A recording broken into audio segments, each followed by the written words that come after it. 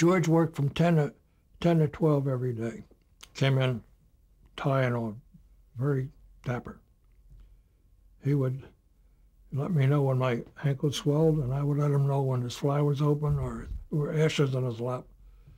And he smoked, and he was fun to be with. He's a funny man. And he didn't keep the windows open. This was over at the studio.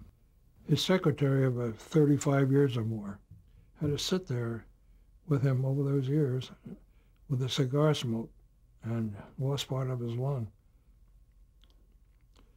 But I'm sure George never knew it.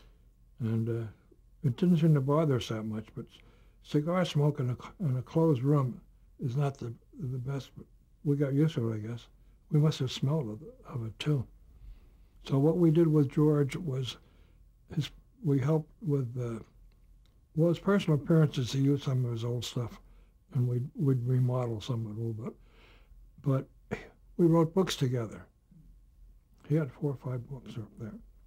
And what we'd do, we'd come in with our ideas, and we'd pitch the lines, and he'd put it in his words and dictate it to the secretary. It was really a committee job. And of course, everything that went in there went through him, so we knew he liked it.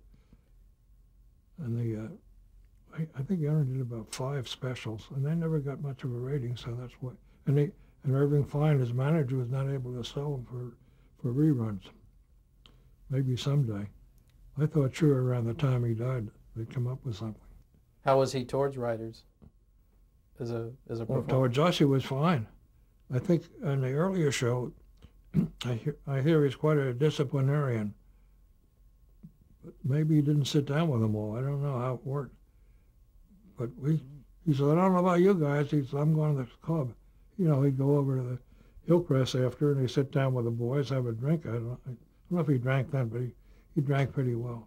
Then he'd go home, take a nap, get up and have a martini or 2. I was very proud of a dedication to one of his books. It's dedicated to the widows of my last 6 doctors.